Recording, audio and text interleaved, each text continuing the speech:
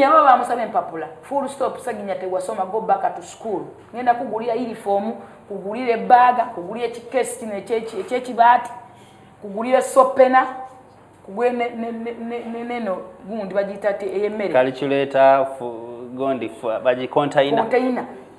Ssegirinya go back to school because ebintu byeweekola tewasoma. Please go back to school. Yagamba yasoma. Bw'aba yasoma aleete empapula full stop. Tekikwetagisa genda ku street kwekalakasa kwonoonera bantu mirembe gyabo. Tekikwetagisa genda ku street kusibisa baana b'abantu bamukuteyeka. Muleke kukwata busente kutwakamu bavubuka ndowooza za kwekalakasa n'ensi yammwe. Musoke mufumintirize. Ssegirinya tewasoma. That is enough is enough. Ebintu byeweekola tebikulaga nti oli mubaka w'abantu. Tebikulaga nti oli mubaka mulonde. Banno basiriseeko. Balina bamlawyers. Balina baki. Gwoli mu kukola kaliyoki otanatala kweteekamu kibuto kizimbe kigo ekiti. Onatala kweteekamu bbango mu mugongo. Bwavulula ejjovu lya buno obuntu n'ogira amalusu n'oga nti bankubye.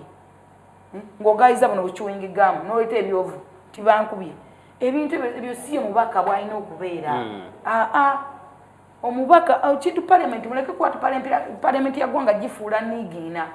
Owulira? Lwakuba Uganda muti amazima ffe tujja sigala nga tugogera nga tubagambako. Mwesigame ku ndowooza mmwe n'okufumintiriza kwammwe. Ssegirinya akyalina chance. Bw'oba obadde ovuga nga wabuukira embala ekigali ky'embalasi nga tomanyi ekikoma bw'oba oli ku lutindo. Go back. Oddemu otule wansi, okyalina chance emyaka 5 oba 7 gye bagenda oleeta okubeerako, osome, gw'oli mulungi olinga kakupa. Tokula. Tolaga myaka teweeyanjuuza. Ojja kubeerawo era ojja kusoma. Myaka 5 oba 7 next time okomewo ng'olina empapula. As simple as that. Buli atasoma buli alina ebipapula ebitakwatagana bw'ate nasomera wano. Ate bonna balaba nti baakulumbala baali si bagimu nti nno bajja balaga emibiri. Bajja kubalaga nti bakulu. Bajja kuddayo basome, baddeyo basome ekintu kitono nnyo.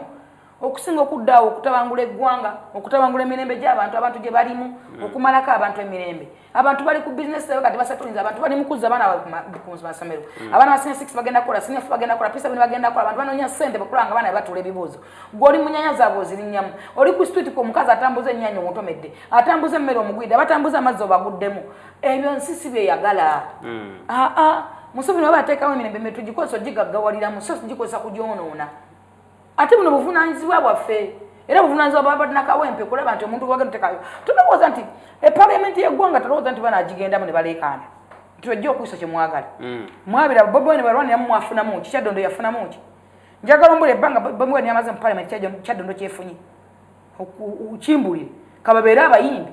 Essaawa zo singa tebamu bajja nosale kulwanira ggulu kukaabirayo. Kubanga bali mu parliament yagenda nga ayise ku mukono gwa buyimbi. Kijambo kyali atasiza kikwata ku music industry kimbulire.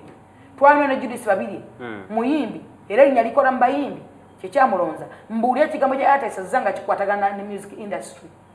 Katolu wabaddeyo mbuulira ekigambo kyayogedde ku music industry bona mwabamanyira mu industry. Kyekugamba nti Stan yali muyimbi. Mwayingira ekibukutu ky'omukya Stan ate Stan talokoka. Naye naawe oli muyimbi. Yes, ndi muyimbi. Naye nfumintiriza. Nesigama ku kufumintiriza.